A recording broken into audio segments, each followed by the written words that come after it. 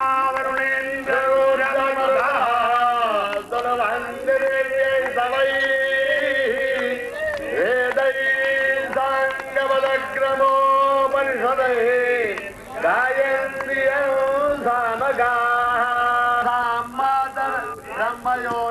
नमोस्तुते गायत्री दिव्य संदे सरस्वती अजरे अमरे देवी ब्रह्मयोनि नमोस्तुते। ओम ब्रह्मा पुरारी त्रिपुरांतकारी मानो सतिर्भो विसुतो बुधश्च विकरा भवन्तो मृत्युंजयो महादेवोऽत्राय मृगाद्रोसना।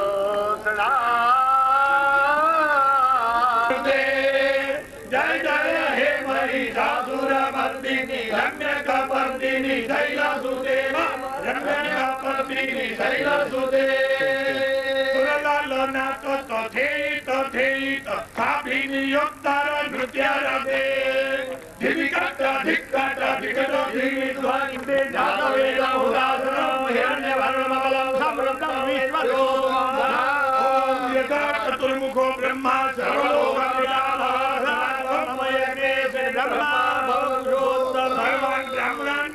ब्राह्मणों पर पूजा करवानी प्रार्थना करवानी काले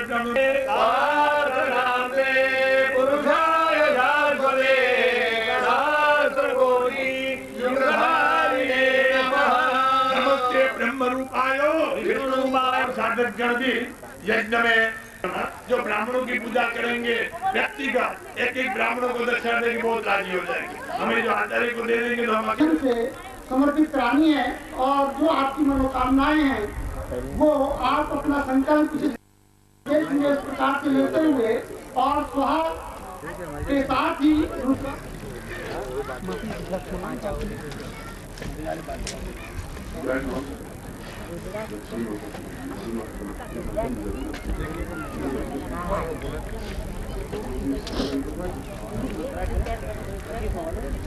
सतिकन 25 ले ले।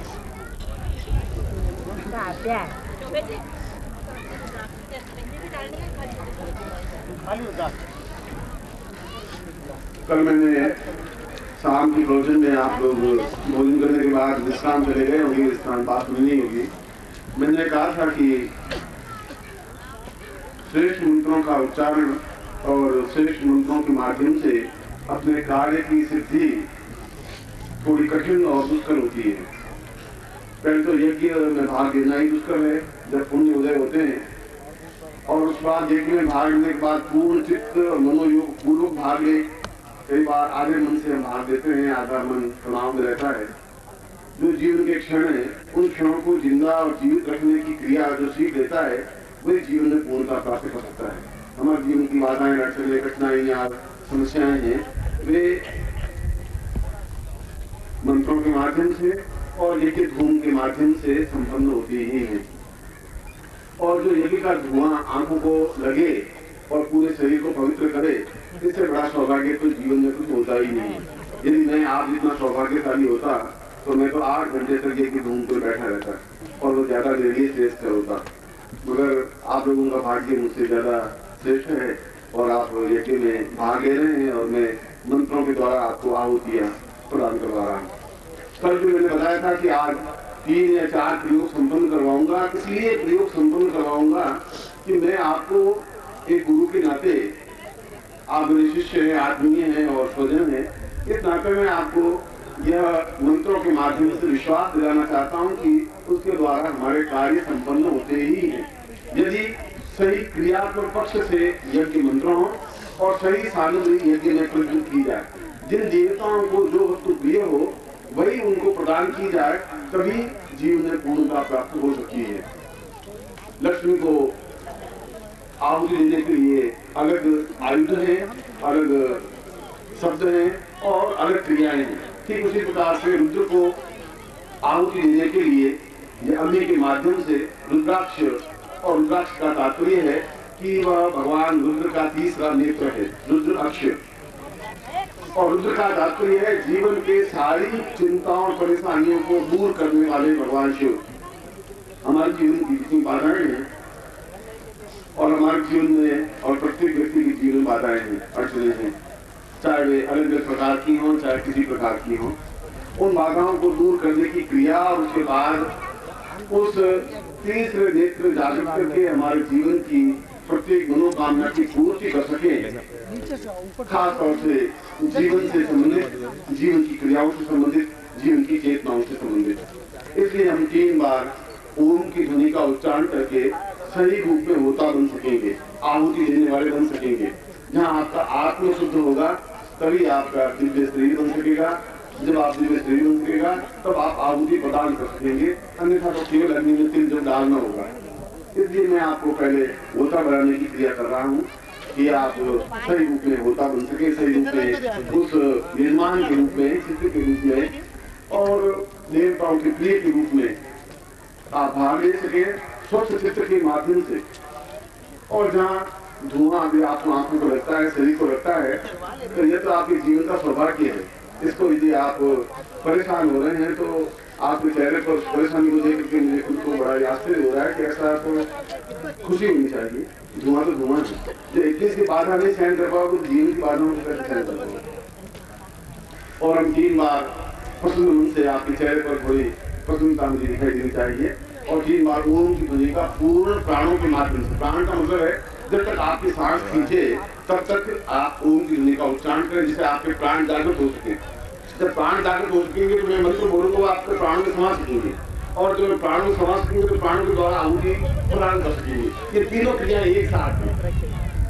इसलिए मैं 3 बार ओम की ध्वनि का उच्चारण करूंगा और आप मेरे साथ पूर्ण क्षमता के साथ आहुति उच्चारण, मतलब ओम की ध्वनि का उच्चारण करेंगे। धीरे से और शर्म के साथ में, झिझक के साथ में ओम की ध्वनि का उच्चारण नहीं करना है। प्राण जब जागृत करने हैं तो प्राणों को खोलना पड़ेगा, क्योंकि यजुर्वेद के प्रारंभ में कहा है कि खेत वो जेत मान बाय देव होगा। यजुर्वेद का प्रारंभ ये कहा है कि यज्ञ के माध्यम से अगर सफलता प्राप्त करनी है तो प्राणों से आहुति देनी है, होठों से आहुति नहीं देनी है। और यदि ब्राह्मण है तो वह प्राणों से बोले, होता है तो प्राणों से आहुति दे। और इसीलिए मैं स्पष्ट क्रिया के माध्यम से आपको आहुति देने की क्रिया करवा रहा हूं। हरि ओम।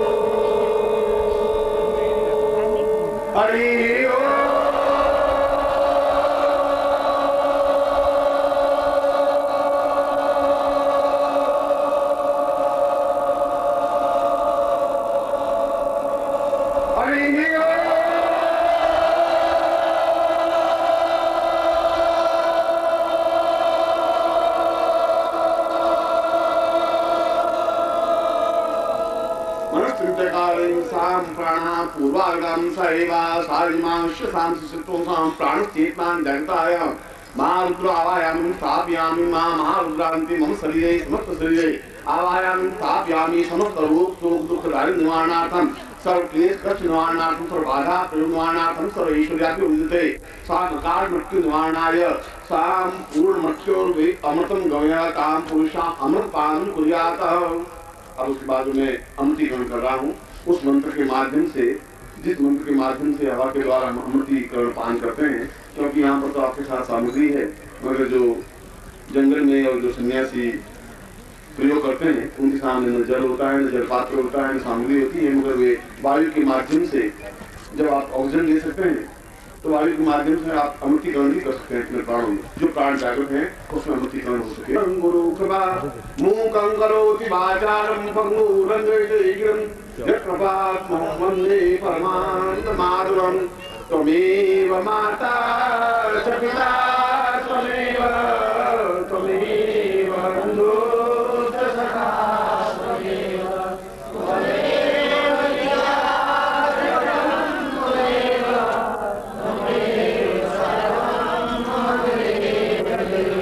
त्वमेव माता च पिता त्वमेव बन्धुश्च सखा।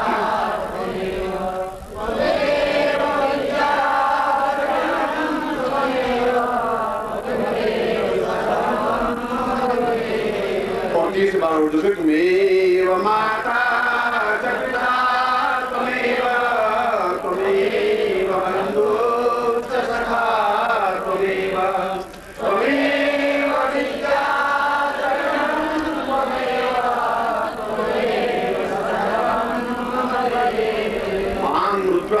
रुद्रायमिमागच्छतां पुरुषां रुद्र अभिषेचनं कुरुताम् अमृतीकरणं वाति ॐ अमृते तत्त्वं पूरोदीरे पूर्वश्याम् आहूताः सातां वै दीर्घा युतो वै यावला यावत्सासे सां पूर्वश्या आथा शिवं शिवो रुद्रामादिरवै पूर्वाः सातं क्षीरवा युक्त्वा अमृतीकरणं तां पुरुषाम्।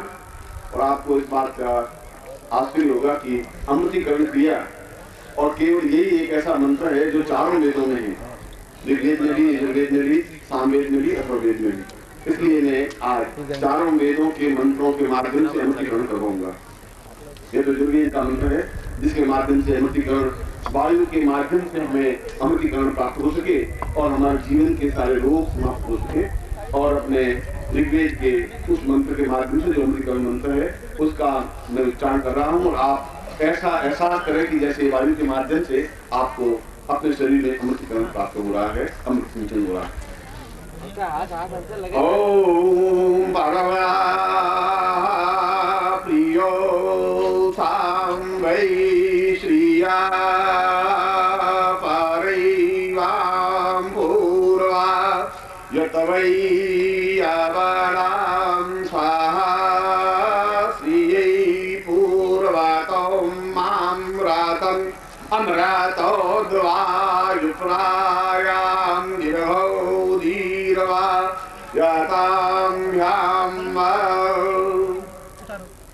और अपने सामवेद से पहले अथर्ववेद मंत्र के माध्यम से आपके शरीर को पूर्ण चैतन्य और जागृत कर रहा हूँ, जिससे कि आपके शरीर के सारे रोम के नाक के द्वारा नहीं, सारे रोम के द्वारा उस अमृत को प्राप्त कर सकें। इसलिए आप रोग रहित होकर के यज्ञ में भाग ले सकें। ये मेरा तात्पर्य ये है कि भगवान शिव की पूजन अर्चन कर रहे हैं और फिर रोग रहे और रोग समाप्त नहीं हो तो फिर मंत्रों का कोई प्रयोजन नहीं, फिर ब्राह्मण का और यज्ञ कराने वाले का कोई प्रयोजन नहीं। इसलिए मैं उस अथर्ववेद के मंत्र के माध्यम से उस अमृतीकरण को आपके रोमकूपों के माध्यम से अमृत संदेश करवा रहा हूँ। ओम साता सहस्रियै सां पूर्वौ सातां पूर्वधमादेयां वाता प्रियान् क्रियमाण त्वाम् अमृतोर्वा सातां साहि शरीरवा ऋतवां यां वातौर्वां सती। आप देखा होगा तीनों वेदों के मंत्रों के उच्चारण की ध्वनि अलग अलग है और अपने सामवेद जो गायन मंत्र है जो कि इसका श्रेष्ठतम प्रयोग है उसके माध्यम से मैं पहले भगवान शिव को आपके सामने उपस्थित करता हुआ उनके आशीर्वाद युक्त अमृतीकरण क्रिया करवा रहा हूँ। क्यों भगवान शिव का और भगवान रुद्र का परम प्रिय सामवेद है जिसके माध्यम से उन्होंने नटराज की उपाधि प्राप्त की थी, जिसके माध्यम से उन्होंने नृत्य के माध्यम से शब्दों की उत्पत्ति हुई। अगर पाणिनि का सिद्धांत को उनकी पढ़े तो 14 सूत्र उनके उस तांडव नृत्य के माध्यम से, शब्दों के माध्यम से वे शब्दों की उत्पत्ति हुई और उन्हीं शब्दों के माध्यम से सामवेद की रचना हुई। उन सामवेद के मंत्रों के माध्यम से मैं अमृतीकरण क्रिया करवा रहा हूँ। आपका सारा शरीर जागृत हो सके तो सर्वदृष्टि से ओम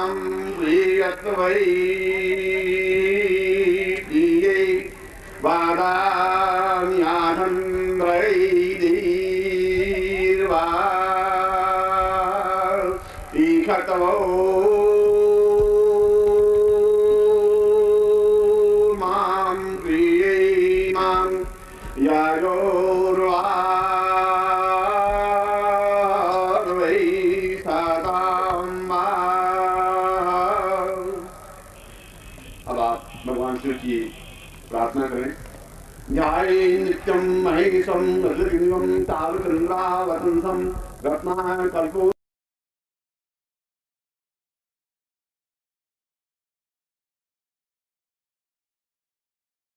करके आहुति समर्पित करते हैं। ताम विद गोत्रेभ्यो विद नामेभ्यो मानसशीतम ताम महारुद्र आवाहयामि आवानान्ते ताम पुरुषां निजवेद मंत्रेण ताम रुद्राक्ष संगम आहुतिं दाम विस्मृष्णांति अग्निसम्मुखो भव अग्निमाध्यमेन ताम प्रतुभ्यं संवर्धे। अब आप अपने सामने जो आहुति है वह लेकर के और जो रुद्राक्ष है वही साथ ले लें और फिर मैं मंत्रों का उच्चारण आपके सामने करूंगा। पाएंगे मैं तो समझ रहे हैं, इसका महत्व तो समझ में आएगा जब आप अगले जीवन में और अगले 4-6 महीनों में अपने शरीर को देख पाएंगे कि आप कितने अधिक रोग रहित और स्वस्थ चित्तता से जीवन में आनंद ले रहे हैं, तभी आपको इस बात का एहसास हो पाएगा। हाँ, अपने बाएं हाथ में रख दीजिए, दाहिने हाथ से आहुति देनी और एक आहुति देनी। वो आया नहीं क्या, मैं पूछ रहा। हाँ, बाएं हाथ में रुद्राक्ष ले, रुद्राक्ष नीचे नहीं रखते जमीन पर, और दाहिने हाथ से आहुति देंगे, उसमें से फिर एक लेंगे फिर आहुति देंगे। इस बात का ध्यान रखिए।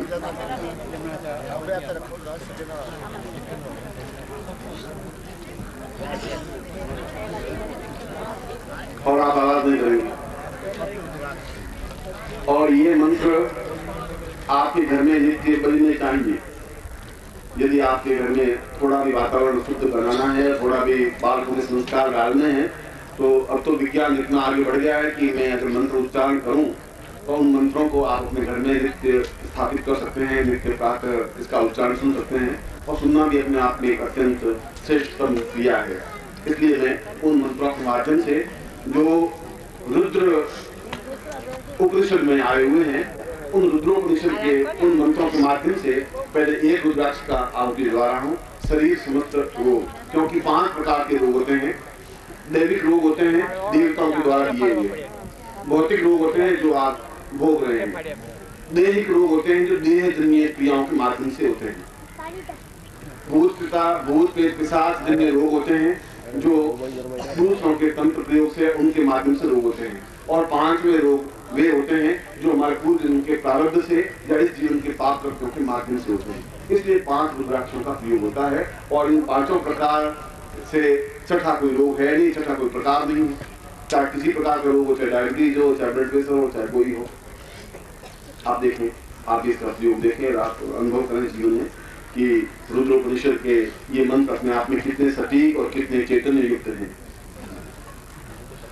पहला रुद्राक्ष हाथ में ले, दाहिने हाथ में, और सीधे बैठे बिल्कुल स्पष्ट।